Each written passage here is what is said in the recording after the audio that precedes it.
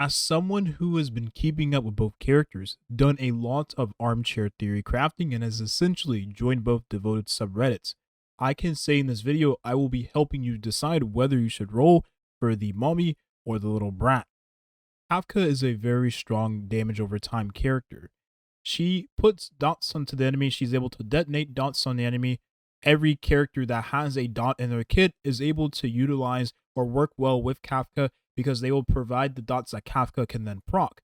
So you have a character that essentially acts as a team enabler, but is also self-sufficient because she puts her own dots on the enemy. With her elemental skill, whenever there's dots on the enemy, Kafka will proc those dots instantly, thus doing a massive amount of damage at that specific point and using the elemental skill. Kafka could also proc the dots with her ultimate, which also has a 100% chance to put her own dots onto the enemies, which counts as an AoE skill. So this will be a dot on every single target and also proc the damage over time effects that the enemies already have at that given point.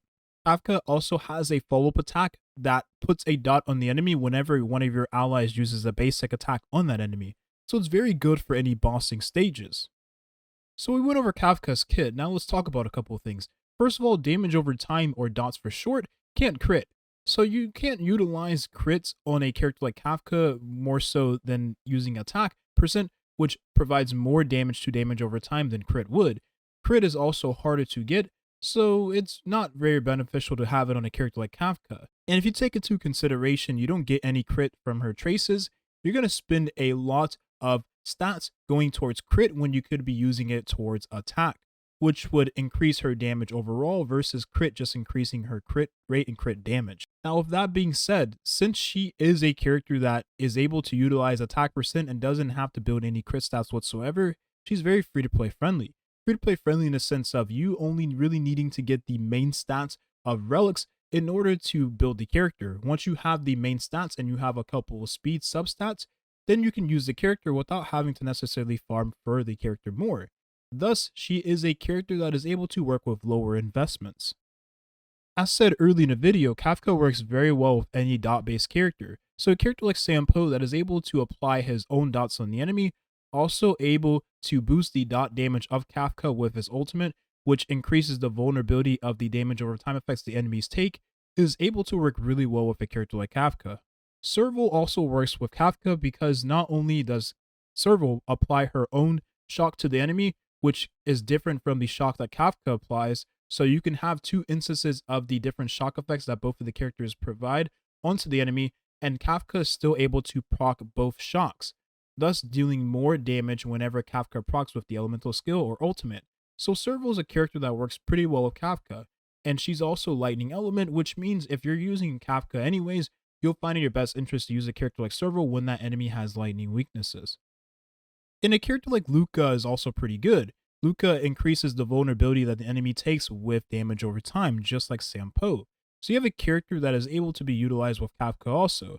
So Kafka is a very flexible character. You can use pretty much any dot-based character you want, and you're able to utilize the character well. You can use any supporter, offensive support character with Kafka because they will be boosting the damage that the character does with her dots.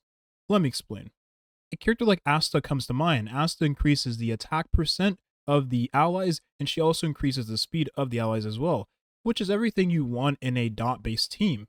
So a supporter, offensive support that is able to provide the buffs a character like Kafka wants to do even more damage with her damage over time will be utilizing Asta's kit to the max.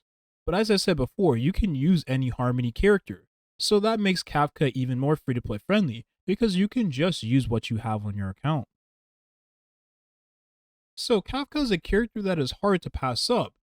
Now, before you do roll on the banner, there's one last thing we have to talk about. A character coming in the near future that might benefit your account more than a character like Kafka would. Let me explain. Silverwolf is a character most people have. If you have this character, you're able to essentially play the game differently. This character enables mono team compositions, which allows you to fundamentally change the way you play the game. You're able to bring in elements you wouldn't otherwise be able to bring in because Silverwolf can implant the weaknesses of those elements onto the enemy, which, as I said before, changes the way you play the game. Now, as it stands currently, we don't have very many preservation options. So for Fu Xuan to be coming near the near future and to be a preservation defensive option, she'll be a very nice character to add to your account if you already have Silverwolf, you have a character like Seal, and you want to use the mono team composition. But she can also be a nice character to use in teams outside the mono quantum team comp because she acts as a defensive option, thus proving herself to be a character like Bailu, proving herself to be a character like Jeopard, and slotted into any team composition. But she's going to be most likely better than the current characters we have for defensive options because she will be the first limited preservation character. So just like Kafka, Fu Xuan is also free to play friendly. She's a character that you can build while you're building your other quantum characters. You're probably still farming for your seal just to get better crit stats on the character. You're probably also building your Silverwolf in the process, and maybe your QQ, all of which use the quantum set. Fu Xuan is a character that is also quantum, we know that. We also know that she is a character that probably will be doing damage based on her HP. So she's a character that can utilize any damage bonuses added to her kit in order for her to do more damage. She can also utilize the 4-piece quantum effect because she will be in the mono quantum team comp with Silverwolf, which means you'll have 100% uptime on the 4-piece set. So you probably already have relic pieces you can use on your Fu Xuan. You were farming in the middle, farming for your Seal, you were in the middle of farming for your Silverwolf, and you were probably farming for your QQ, as I said earlier. Thus, you maybe have found pieces you can use on your Fu Xuan, and that means you don't have to spend resin or Trailblaze power, I guess we should say, because it's Honkai Star Rail, in other relic domains because you already have pieces you can utilize on the character that will probably work really well and will probably work even better in the mono quantum team composition. So there you have it. Fu Xuan and Kafka are both very strong characters. I would argue that they're going to be the most free-to-play friendly characters we've had in a long time.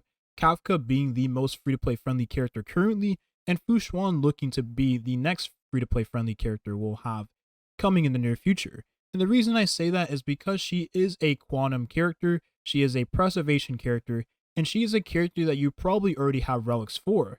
That is if you went for Seal and you went for Silverwolf, one or the other, and you were farming for those characters. So should you roll for Kafka or Fu Xuan?